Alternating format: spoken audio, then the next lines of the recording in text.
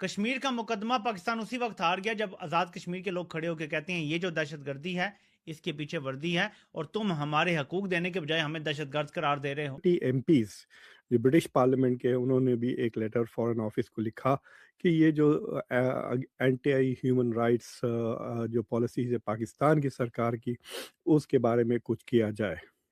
परसों तक ऐसे ही रहती है तो खतरा ये है कि ये कशीदगी बढ़ के एक मुसल्ला तसादुम में बदल जाएगी, जिसमें कह सकते हैं कि इंटरनेशनल भी हो गई है, क्योंकि पाकिस्तान की ब्रैडफर्ड में पाकिस्तान की जो कॉन्सुलेट है उसके सामने भी जो कश्मीरी जो बरतानिया में रहते हैं वो लोग आके प्रोटेस्ट किए हैं। और थर्ड बात बताई जा रही है, लाइव टीवी पे औकात बताई जा रही है कि तुम्हें वज़ीर आज़म हमने लगाया है, एक हुकूमत गिरा के तुम्हें हमने कठपुतली बनाया है, तुम्हें हमने जोर जबरदस्ती के वोट दिलवाए हैं, तो अपनी औकात में रहो।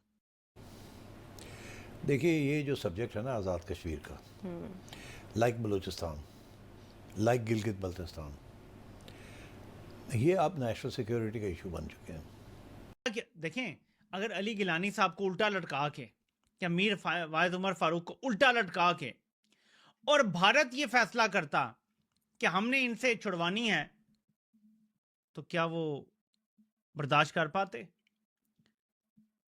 सोचे ना, उनसे भी तो प्रेस कॉन्फ्रेंस करवाई जा सकती थी तशद्दुद करके, नहीं किया भारत ने। पाकिस्तानी कब्जे वाले जम्मू कश्मीर में 22 पाकिस्तानी फौजी हलाक हो गए, इनमें एक कर्नल भी शामिल है। ताकत से वो सबको दबा लेगा, जैसे पंजाब में उसने बर्बादी करके, तबाही करके, चादर चार दीवारी के तकद्दुस पामाल करके, माँ बहनों की इज्जतों पे हाथ डाल के उसने मारा मारी की, ना बुजुर्ग देखा, ना बच्चा देखा, ना नौजवान देखा। तो उसे लगता है मैंने पंजाब को दबा लिया तो मैं हर खित्ते को दबा लूंगा। तो आप सूरत कश्मीर को तो ऐसा कर लीजिए कि वहां से कोई आना पसंद करे, या भारत की साइड कश्मीर के जो लोग हैं वो कहेंगे जी हमें भी पाकिस्तान के साथ रहना है, हमें भी पाकिस्तान से मिलना है। चप्पे चप्पे पे अवाम अब हर तरफ दहशतगर्दी का जिम्मेदार इनको ठहराते हैं, हर जुल्म जबर नाइंसाफी का जिम्मेदार इनको ठहराते हैं। ऊपर भी बोल चुके हैं कि वहां पे कई डिस्ट्रिक्ट ऐसे हैं जो कि बिल्कुल अलहदगी के लिए तैयार बैठे हैं और अगर वो यूएन में जाएं तो उनकी बात की सुनवाई भी हो जाएगी। पाकिस्तान तहरीक इंसाफ की हुकूमत बना लेंगे तो जैसे खैबर पख्तूनख्वा के साथ ज्यादती की जा रही है, बार बार उनके वजीर आला या वहाँ के लोग कहते हैं, तो इस तरह की ज्यादती गिलगित बल्तिस्तान के साथ भी होगी।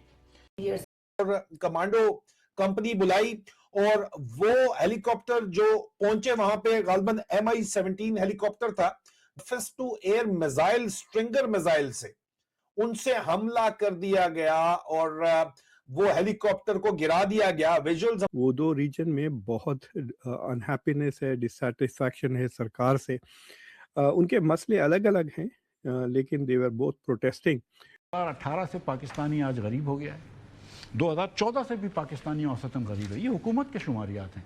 पाकिस्तान में होगा, पाकिस्तान में लोगों का political system, political parties, political leadership से भरोसा खत्म हो गया, इस निजाम से भरोसा खत्म हो गया। और जब ये होता है, गुर्बत बढ़ गई है, पाकिस्तान में अनएम्प्लॉयमेंट 21 साल की ज़्यादा है, पाकिस्तान में सरमायाकारी 50 साल के लेवल की कम हो गई है। कोई 4 साल पाकिस्तान की माशी इतने बुरे नहीं निकले जितने ये 4 साल बुरे निकले। ये these are all proven statistics. Lopsided तरीके से पावर को इकट्ठा कर रहा है। दोबारा गोली चली है फजर की नमाज के बाद, जब कुछ नौजवान मस्जिद से निकल रहे थे तो वहाँ पे रेंजर्स की गाड़ियाँ आ गई और वहाँ फायरिंग की गई और फायरिंग के नतीजे में एक नौजवान जो है, इसका नाम बताया जा रहा है सुभान आरिफ, वो शहीद हो गया। के मीडिया ने ये ठेका उठाया हुआ है कि इन तमाम खबरों को छुपाएगा और छापेगा सिर्फ वो जो कि उनको पाकिस्तान के अंदर से GHQ उनको प्रोवाइड कर रहा है, जो उनको कर रहे हैं, जहां पर इंटरनेट की बुनियादी सहूलत, मैं इंटरनेट की बात कर रहा हूँ, वहां साफ पानी की बुनियादी सहूलत भी मौजूद नहीं है। क्या हुआ, क्रैशेस हुई कोटली के मुकाम पर और वहां से जो कैजुअल्टीज हैं उसकी खबरें आ रही हैं। ताकत से वो सबको दबा लेगा, जैसे पंजाब में उसने बर्बादी करके, तबाही करके, चादर चार दीवारी के तकद्दुस पामाल करके, माँ बहनों की इज्जतों पे हाथ डाल के उसने मारा मारी की, ना बुजुर्ग देखा, ना बच्चा देखा, ना नौजवान देखा। तो उसे लगता है मैंने पंजाब को दबा लिया तो मैं हर खित्ते को दबा लूंगा। इसके ऊपर बयान दिया है कि भाई कश्मीर हमारा हिस्सा है, वहां पर आप किस तरीके से यूज ऑफ फोर्स कर सकते हैं।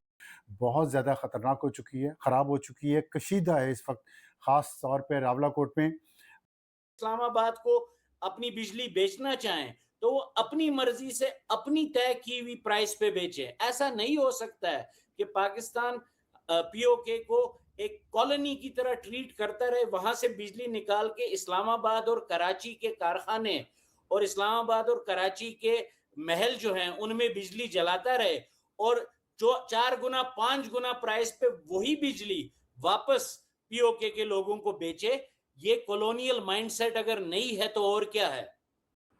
तकरीबन 7 लोगों की जो जाने हैं, वैसे तो ये नंबर कहा जा रहा है कि इससे ज़्यादा है, लेकिन जो तकरीबन कंफर्म हुई है जाने जिसमें यंग लोग शामिल है, उसमें से एक लड़का वो भी शामिल है जो ब्लड देने के लिए हॉस्पिटल आया था और गोली का निशाना बन गया।